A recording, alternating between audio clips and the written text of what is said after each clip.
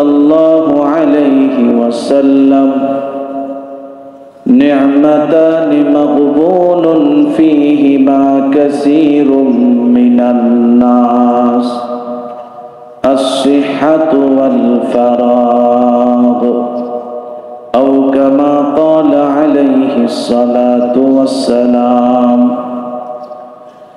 اللهم صل على محمد وعلى آل محمد كما صليت على إبراهيم وعلى آل إبراهيم إنك حميد مجيد اللهم بارك على محمد وعلى آل محمد كما باركت على إبراهيم وعلى آل إبراهيم إنك حميد مجيد بلغ العلا بكماله كشف الدجى بجماله حسنت جميع خصاله صلوا عليه وآله اللهم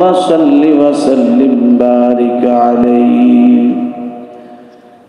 محترم মুসল্লিয়ান ইকরাম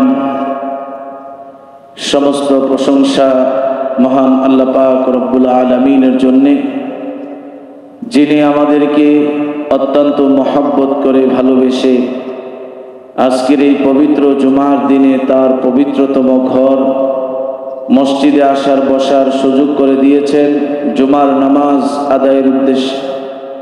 এই জন্য আমরা সকলেই দিল থেকে অন্তরের অন্তঃস্থল থেকে জবান খুলে মহান আল্লাহ পাক রব্বুল আলামিনের দরবারে কালিমাতুশ শুকর আদায় করি আলহামদুলিল্লাহ। আল্লাহ পাক রব্বুল আলামিন আমাদেরকে অসংখ্য অগণিত নিয়ামত দান করেছেন, যেই নিয়ামতগুলোকে আমরা গণনা করে শেষ করতে পারবো না।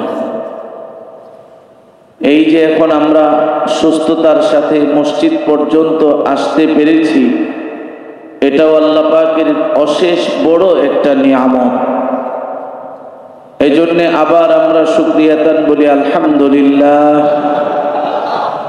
কুরআনুল কারীমে আল্লাহ পাক রব্বুল আলামিন বলেন ওয়া ইন তাউদ্দু নি'মাতাল্লাহি লা তুহসুহা, বান্দা তোমরা যদি আমি আল্লাহর নিয়ামতগুলোকে গণনা করো, লা তুহসুহা, গণনা করে শেষ করতে পারবা না। এত নিয়ামত আমি আল্লাহ তোমাদেরকে দান করেছি।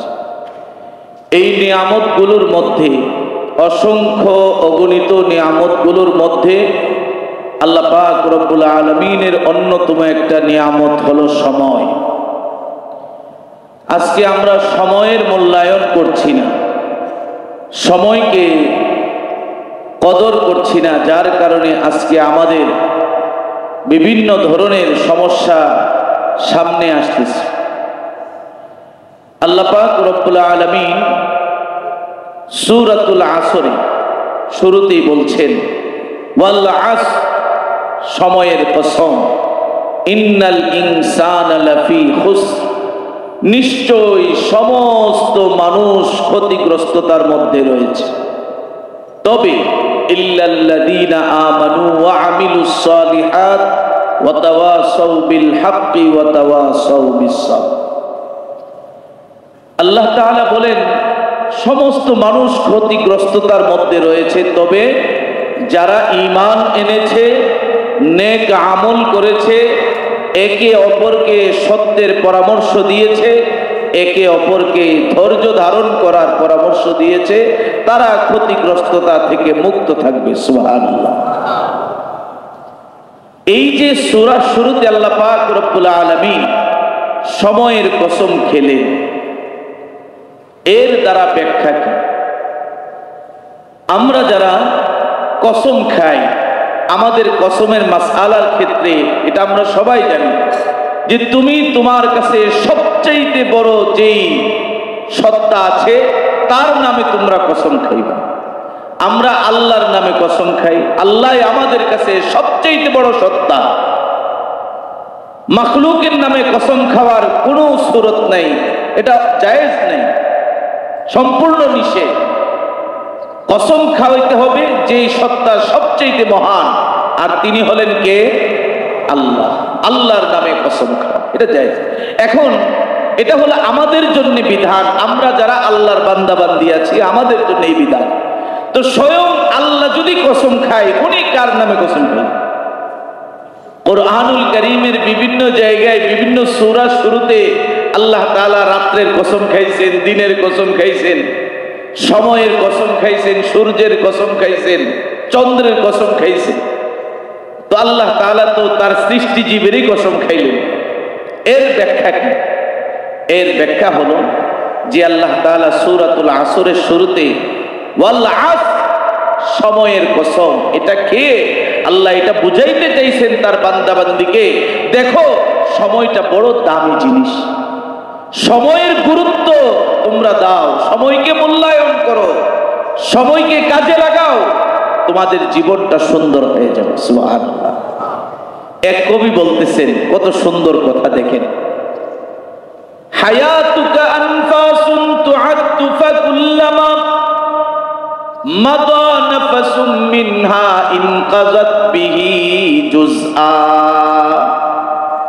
কবি বলতেছেন কত সুন্দর করে, এরে দুনিয়ার মানুষ, তোমার এই হায়াতে জিন্দেগিটা হলো কতগুলো শ্বাস নিঃশ্বাস এর সমষ্টির নাম। যখন তোমার থেকে একটা নিঃশ্বাস বের হয়ে যায়, ওই নিঃশ্বাসটা তোমার ভিতরে আর আসবে না, ওই সময়টুকু তোমার থেকে মাইনাস হয়ে গেছে, আর কোনোদিন তোমার এই হায়াতের সঙ্গে এড হবে না। সুবহানাল্লাহ। এজন্য প্রত্যেকটা মুহূর্তকে তোমরা কাজে লাগাও, তোমার জীবনটাকে কাজে লাগাও। আল্লাহর নবী হাদিসের মধ্যে বর্ণনা করেন, ইগতানিম খামসান ক্বাবলা খামসিন শাবাবাকা ক্বাবলা হারামিক ওয়া সিহহাতাকা ক্বাবলা সুকমিক ওয়া গিনাআকা ক্বাবলা ফাকরিক ওয়া ফারাগাকা ক্বাবলা শুগলিক ওয়া হায়াতাকা ক্বাবলা মাউতিক। আল্লাহর নবী বলেন, এ দুনিয়ার উম্মত, পাঁচটা জিনিস আসার আগে আগে পাঁচটা জিনিসকে মূল্যায়ন করো, গনিমত মনে করো। ইগতানিম খামসান ক্বাবলা খামসিন, এক নাম্বার হলো শাবাবাকা ক্বাবলা হারামিক, তুমি তোমার যৌবনকে কাজে লাগাও বার্ধক্য আসার আগে আগে। এ মুমিন, আজকে আমি আর তুমি যৌবনকাল পাইয়া যা ইচ্ছা তা করতেছি না, না, যৌবনকালকে তুমি তোমার আল্লাহর গোলামির মধ্যে লাগাও, আল্লাহর ইবাদত বন্দেগীর মধ্যে নিয়োজিত করো, তাহলে তোমার যৌবনকালটা আল্লাহর কাছে বড় দামি হয়ে যাবে। অন্য হাদিসের মধ্যে এসেছে, রাসূল করিম সাল্লাল্লাহু আলাইহি ওয়াসাল্লাম বর্ণনা করেন, সাবআতু ইউযিল্লুহুমুল্লাহু ফি যিল্লিহি ইয়াওমা লা যিল্লা ইল্লা যিল্লুহু, ইমামুন আদিলুন ওয়া শাবুন নাশাআ ফি ইবাদাতিল্লাহ।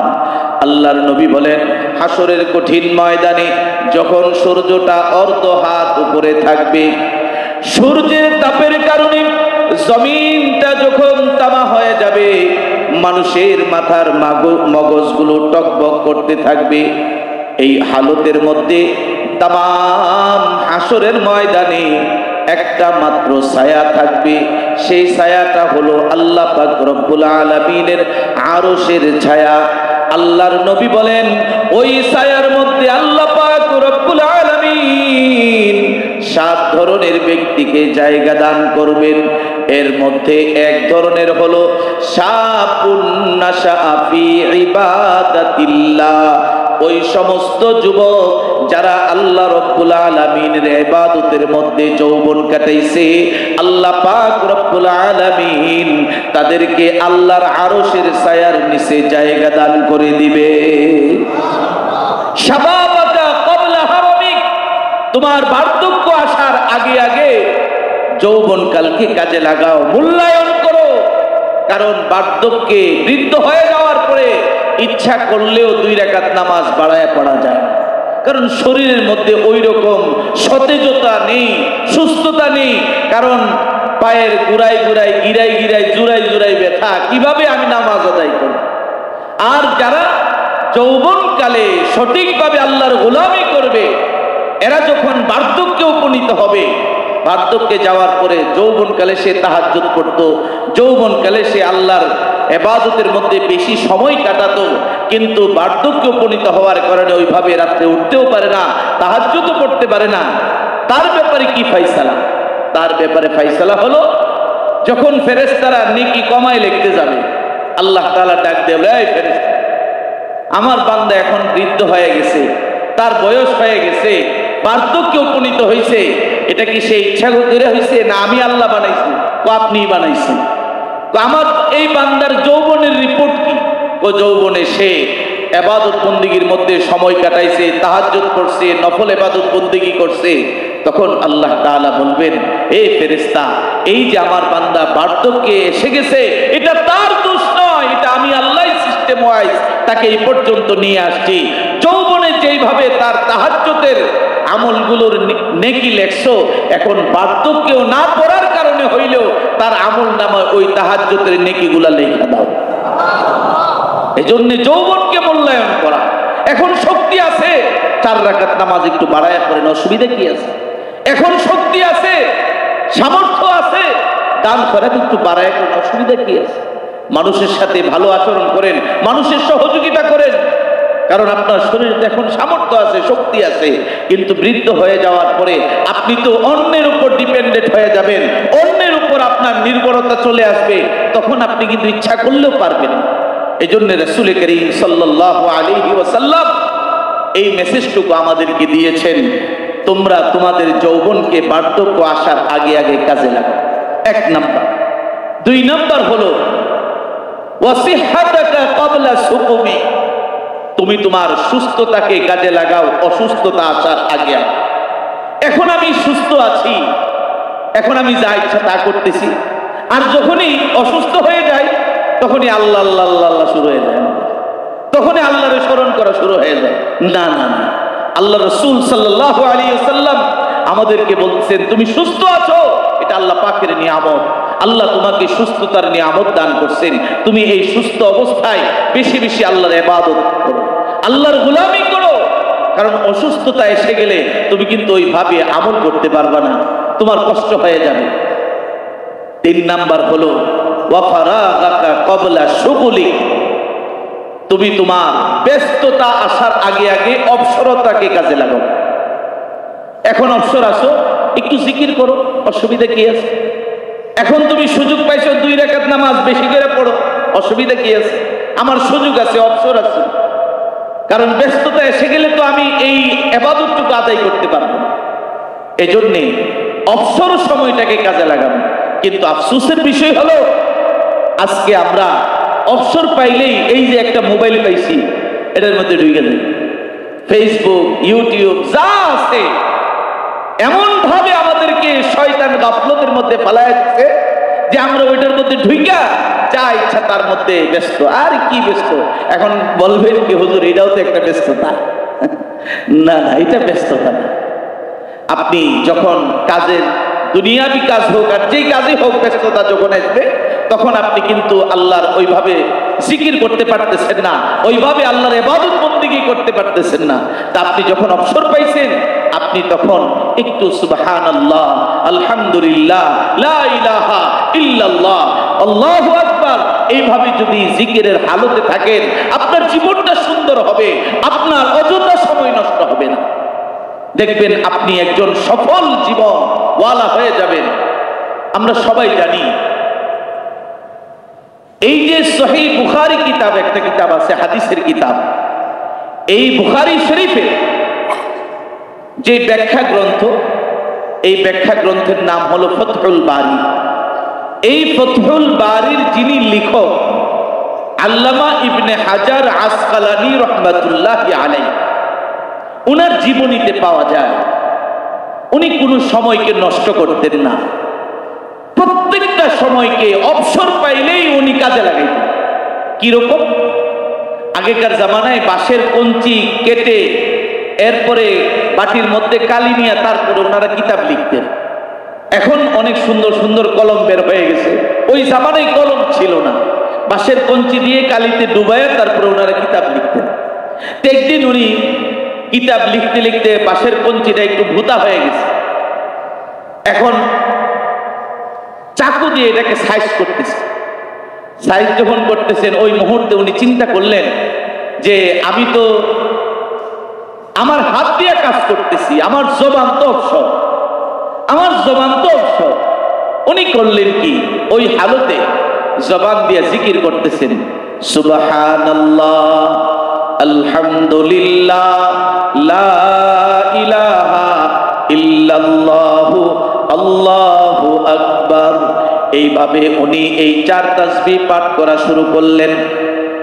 এর ইমানদার মুসলমান আল্লাহর গোলাম ভালো করে শুনেন, আল্লামা ইবনে হাজার আসকালানী রাহমাতুল্লাহি আলাইহি বুখারী শরীফের ব্যাখ্যা গ্রন্থের লেখক, উনি ওনার সময়টাকে কাজে লাগাইছেন। আজকে বহুদিন পরে আমরা সেই আল্লামা ইবনে হাজার আসকালানীর নাম স্মরণ করে করে আমরা কিন্তু আজকে তার নাম নিয়ে আলোচনা করতেছি। সে এমন একজন বড় মুহাদ্দিস ছিলেন যিনি তার সময়টাকে একটুও নষ্ট করেন নাই।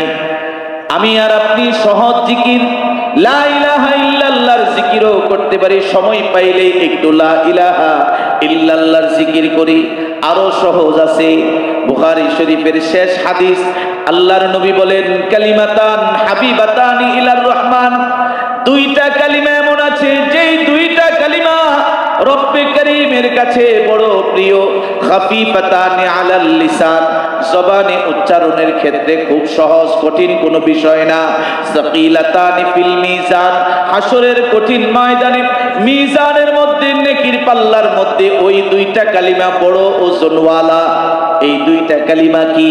আল্লাহর নবী বলেন, সুবহানাল্লাহি ওয়া বিহামদিহি, সুবহানাল্লাহিল আযীম, সুবহানাল্লাহি ওয়া বিহামদিহি, সুবহানাল্লাহিল আযীম। কত সহজ, কিন্তু এর দাম কত বেশি।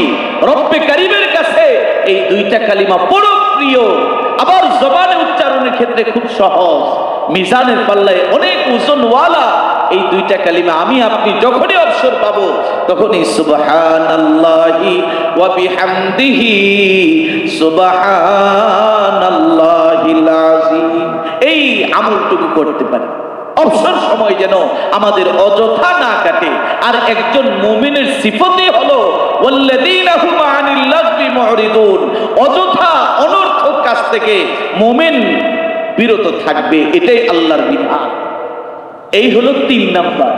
4 নাম্বার হলো ওয়াগিনাআকা ক্বাবলা ফাকরিক, তুমি তোমার দরিদ্রতা আসার আগে আগে ধনাঢ্যতাকে, সচ্ছলতাকে কাজে লাগাও।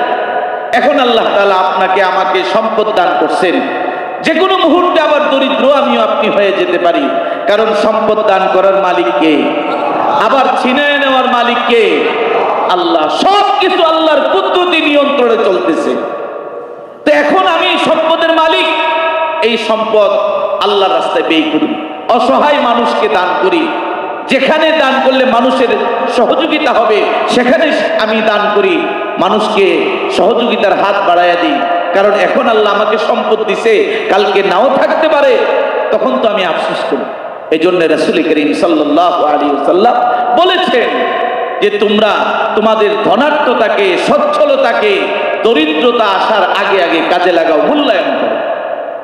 5 নাম্বার হলো ওয়া হায়াতাকা ক্বাবলা মাউতি, তুমি তোমার হায়াতকে মূল্যায়ন করো মওত আসার আগে আগে, মৃত্যু আসার আগে আগে। এখন যে আমরা জীবিত আছি এই জীবনটাকে মূল্যায়ন করা উচিত। এখন আপনি যদি মনে করেন যে মইরা গিয়া মওতের পরে আল্লাহরে বুঝায়, আল্লাহ এই সমস্যা আছে পারি না, আমারে মাফ করে দেন, আল্লাহ কি মাফ করবো? কি বলেন মাফ করবে? এইরকম দরখাস্ত আল্লাহর কাছে হবে, বেঈমানেরাও করবে। আল্লাহর সাথে যারা নাফরমানি করছে এরাও হাসরের ময়দানে আল্লাহর আদালতে এইরকম একটা আপিল করবে যে আল্লাহ একটু পাঠায় দেন না, যা কইরাইছে আর করতাম না। কোরআনের মধ্যে আসছে, আমার কথা না। ওয়াহুম ইয়াসতারিখুন রব্বানা আখরিজনা না'মাল সালিহান গায়রাল্লাযী কুন্না না'মাল।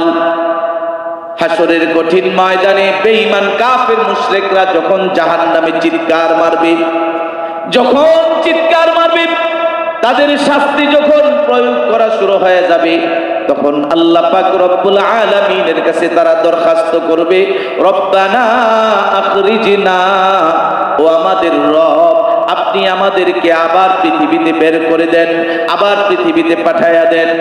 আখরিজনা না'মাল সালিহান গায়রাল্লাযী কুন্না না'মাল। ইতিপূর্বে জমিনের মধ্যে থাকা অবস্থায় যত নাফরমানি করছি আর নাফরমানি করব না, জমিনে যাইয়া নেক আমল করব, ভালো কাজ করব।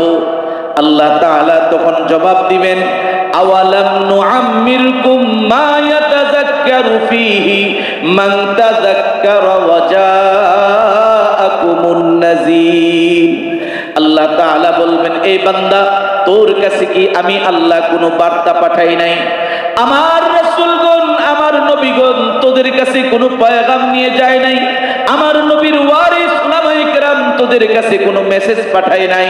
সব সময় তোদের কাছে এই কথাগুলো পৌঁছায়া দিয়েছে, তোরা গ্রহণ করস নাই। ফাদুকু ফামালিজ জালিমিনা মিন নাসির। আল্লাহ তাআলা তখন বলবেন, এখন জাহান্নামের শাস্তি ভোগ কর, কারণ এই হাসরের ময়দানে জাহান্নামের ভিতরে জালেমদের জন্য কোনো সাহায্যকারী নাই। এজন্য মুসলমান হায়াত থাকতে থাকতে হায়াতকে মূল্যায়ন করেন। এই জমিনের মধ্যে যতদিন বেঁচে আছি, গোলামি করব কার? আল্লাহ। গোলামি করব কার? 5 ওয়াক্ত নামাজ আমার আপনার দ্বারা যেন ছুটে না যায় অবহেলায়, অযথায় আমি আপনি যেন নামাজ ছেড়ে না দেই। একজন মুমিনের প্রথম যে শ্রেষ্ঠ কাজ সেটা হলো তার নামাজ। নামাজ যদি শুদ্ধ হয়ে যায়, ওই মুমিন অটোমেটিক আস্তে আস্তে সঠিক পথে চলে আসবে, কারণ নামাজের মাধ্যমেই মুনিব আর গোলামের পরিচয় বহন করে। আমি আপনি আল্লাহু আকবার বলে 2টা হাত দিয়ে নিজেই হ্যান্ডকাপ লাগাই দিই আল্লাহর সামনে। আল্লাহ অপরাধ করে ফেলেছি, কানে ধরছি, নিজেই হ্যান্ডকাপ লাগাইছি, কোনো ফেরেশতা লাগে নাই। এরপরে রবের কাছে প্রশংসা করা শুরু করছি, সূরা ফাতিহা তেলাওয়াত করতেছি, এরপরে মন ভরে না, এরপরে আবার মাথা ঝুঁকায়া সারেন্ডার করতেছি, আল্লাহ আমি বড় অপরাধী, আপনার সামনে মাথা ঝুঁকায় দিছি, এরপরেও দিল ভরে না। এরপরে মুমিন কি করে? ডাইরেক্ট কপাল ঠেকায়া জমিনে আল্লাহর কুদরতি পায়ের সামনে বলে, আল্লাহ আপনি সবচেয়ে বড়, আপনি সবচেয়ে মহান, আপনি আমারে মাফ করে দেন। বান্দার সেজদা যদি ওইভাবে যথাযথভাবে পড়ে, আল্লাহ তাআলা ওই বান্দার জিন্দেগীর গুনাহ মাফ করে দেন। এজন্য আমাদের উচিত নামাজটা যেন আমরা কোনো সময় যেন না ছাড়ি, নামাজের ক্ষেত্রে যত্নবান হওয়া। হায়াত কার কই দিন আছে জানি না, কিন্তু আমার আপনার পুঁজিগুলো তো ঠিক রাখতে হবে। আমরা তো সবকিছু বুঝি, নামাজের ক্ষেত্রে আসলে এখানে আমরা বুঝি না, এখানে কবি নীরব হয়ে যায়। না না, এটা বুদ্ধিমান মানুষের কাজ নয়। আল্লাহ তাআলা যেই কথাগুলো বললাম, এই কথাগুলোর উপর আমল করার তৌফিক দান করুন। ওয়া আখির দাওয়ানা আনিল হামদুলিল্লাহি রাব্বিল আলামিন।